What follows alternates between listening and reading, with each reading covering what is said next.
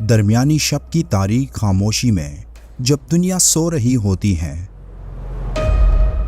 تب رات کے اس پہر ایک عجیب لمحہ ایسا ہوتا ہے جو کئی لوگوں کے نزدیک ایک خاص لمحہ ہوتا ہے۔ رات کے اس پراسرار حصے کے بارے میں کہا جاتا ہے کہ اس وقت آسمانی اور زمینی دنیا کے درمیان جو پردہ ہوتا ہے وہ ہٹنا شروع ہو جاتا ہے اور آخر کار غائب ہو جاتا ہے۔ یہ وہ جادوئی اور پراسرار لمحہ ہوتا ہے جس کے بارے میں نیکولا ٹیسلا نے کہا تھا کہ اس وقت خدا کائناتی رازوں کو سرگوشیوں میں ظاہر کرتا ہے۔ اس لمحے کا کائنات کے ساتھ کیا کنیکشن؟ اور نیکولا ٹیسلا نے اسی خاص لمحے کو سب سے اہم لمحہ کیوں کہا کہ جس لمحے ایک انسان اپنی زندگی بدل کر رکھ سکتا ہے؟ جانیے وقت کے سب سے پراسرار لمحے کے بارے میں جس وقت ہر رات ایک معجزہ آپ کے سامنے ہوتا ہے۔ ہمارے ساتھ رات کے اس خاموش سفر میں شامل ہو کر وہ راز جانیں جس لمحے وقت اور سپیس کے درمیان حائل پردہ ختم ہو کر وقت اور سپیس ایک ہو کر جھومنے لگ جاتے ہیں اور کائنات کا ذرہ ذرہ ایک انسان کو بتانے کی کوشش کرتا ہے کہ اے غافل اٹھ کھڑا ہو، دیکھ تمہاری سب سے بڑی کامیابی تمہارے سامنے ہے۔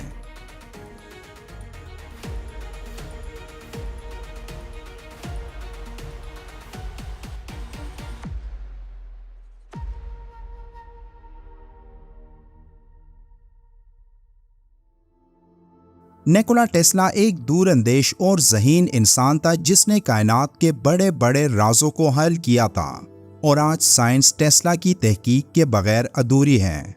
نیکولا ٹیسلا کی کامیابی اور ذہانت کا راز اس کے سونے کے وہ عادات تھے جس کو اپنا کر وہ ایک کامیاب انسان بنا۔ نیکولا ٹیسلا رات کے وقت 2 گھنٹے سوتا تھا اور دن کو کچھ دیر کے لیے آرام کرتا۔ اس کا ماننا تھا کہ اس کی نیند کی اس روٹین کی وجہ سے وہ اپنے کام کو بھرپور انرجی سے کر پاتا ہے۔ ٹیسلا نے ایک جگہ اس وقت کے بارے میں لکھا تھا جس کا ٹائٹل اس نے یہ دیا کہ خدا رات کے 3 بجے کیوں جاگتا ہے۔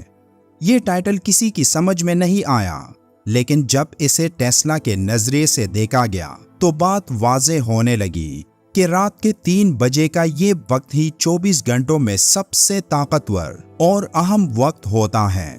اور اس وقت جاگنے والا اپنے جسم کے اندر ایک عجیب سی انرجی اور طاقت محسوس کرتا ہے، جیسے کوئی اندیکھی قوت اس کے جسم میں داخل ہو کر اسے اپنی زندگی کا پورا نقشہ سمجھا رہی ہو۔ ٹیسلا کا ماننا تھا کہ اس وقت ایک انسان کا دماغ سب سے زیادہ ایکٹیو اور تخلیقی حالت میں ہوتا ہے، جس وقت انسان ان چیزوں کے بارے میں سوچ سکتا ہے جو چیزیں یا باتیں عام طور پر اس کی سوچ سے کافی دور ہوتی ہیں۔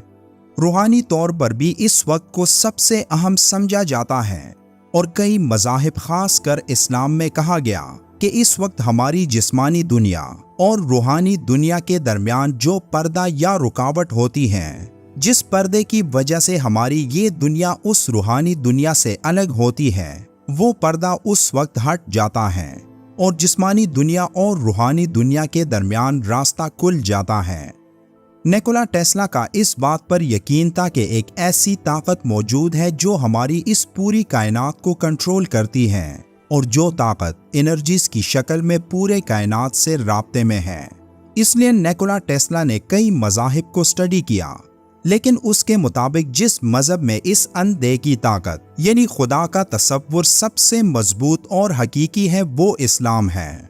قرآن و حدیث میں کئی جگہ اس حوالے سے اشارے موجود ہیں کہ صبح کے 3 بجے کا یہ وقت انتہائی اہم ہوتا ہے۔ یہی بات نیکولا ٹیسلا سمجھ چکا تھا، اور وہ ان انرجیز کی تلاش میں تھا جو انرجیز ایک انسان کو اس اندیکھی طاقت کے قریب تر لاتی ہیں۔ اسی لیے نیکولا ٹیسلا ہمیشہ صبح کے 3 بجے جاگ کر اپنے کام میں مشغول ہو جاتا تھا،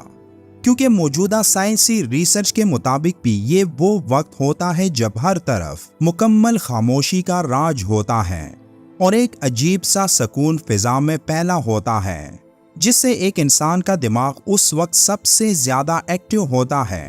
اور اس کے سوچنے سمجھنے کی صلاحیت کئی گنا بڑھ جاتی ہے۔ اسلام میں صبح کے 3 بجے کے اس وقت کو تہجد کا وقت کہا جاتا ہے، جس کی دین اسلام میں انتہائی فضیلت بیان ہوئی۔ تہجد کے معنی ہے نیند توڑ کر اٹھنا۔ رات کے وقت تہجد کرنے کا مطلب ہے کہ رات کا ایک حصہ سونے کے بعد پھر اٹھ کر نماز پڑھی جائے، اور نفل نمازوں میں سب سے زیادہ اس کا ثواب ہے۔ 1990 کی دہائی میں امریکہ کے سائنسی جریدے سائنٹیفک امریکن میں ایک ریسرچ چھپی تھی جو امریکہ کی یونیورسٹی آف پینسلوینیا میں کی گئی، جس میں انسانوں اور جانوروں کے دماغوں پر برقی الیکٹروڈز لگا کر نیند کے دوران ان کے دماغوں کا تجزیہ کیا گیا۔ اس تحقیق کا نتیجہ یہ تھا کہ نیند لینے کے بعد انسان کی یادداشت میں اضافہ ہوتا ہے۔ اس ریسرچ کے لحاظ سے رات کے آخری گھڑیوں میں جب بندہ نیند سے بیدار ہو کر تہجد کی نماز ادا کرتا ہے تو دعا کے دوران اپنی ماضی کی کوتاہیوں کو رات کی خاموشی میں آسانی سے یاد کر کے اللہ سے اس کی معافی مانگ سکتا ہے۔ میڈیکل سائنس کی روح سے دیکھا جائے تو میڈیکل سائنس کہتی ہے کہ صبح 3 بجے یعنی تہجد کے وقت اٹھنا جسم میں بیماریوں کو دور کرتا ہے۔ صبح جلدی بیدار ہونے سے جسم میں جمع شدہ فضلات کو جسم سے جلدی نکلنے کا موقع مل جاتا ہے، جو کہ لیٹ اٹھنے کی صورت میں جسم میں رہ کر جسم کو نقصان پہنچا سکتے ہیں اور گردوں پر زائد بوجھ پڑتا ہے۔ اس کے علاوہ آکسیجن سے بھرپور صبح کی تازہ ہوا میں سانس لینے سے پھیپھڑوں اور دماغ کو تقویت ملتی ہے۔ ایک حدیث پاک میں ذکر آیا کہ ہر رات کے پچھلے پہر اللہ ہماری اس دنیا کے آسمان پر نزول فرماتا ہے اور اعلان کرتا ہے کہ ہے کوئی مجھ سے دعا کرنے والا کہ میں اس کی دعا قبول کروں۔ اب غور کریں کہ یہ وہی اندیکھی قوت ہے جس کا ذکر نیکولا ٹیسلا نے اپنی ریسرچ میں کیا اور کہا کہ یہ وقت ایک انسان کی زندگی کا انتہائی اہم وقت ہوتا ہے۔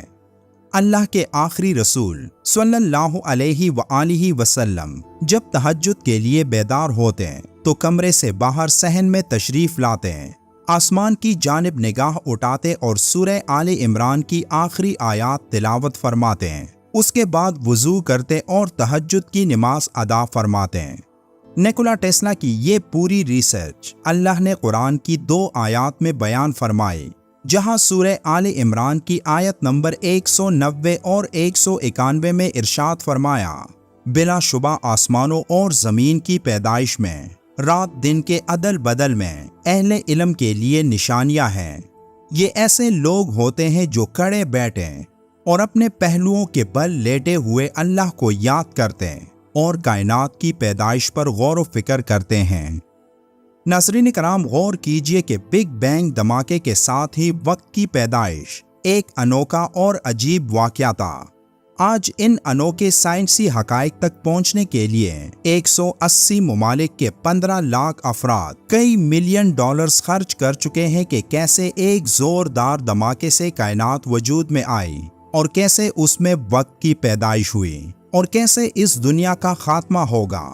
یہ تمام تفصیلات آج سائنس کے پاس موجود ہیں، لیکن غور کیجئے کہ آج سے 1400 سال پہلے رسول اللہ صلی اللہ علیہ وآلہ وسلم صبح کے 3 بجے بیدار ہو کر نماز تہجد پڑھ کر سارا کچھ بتا گئے۔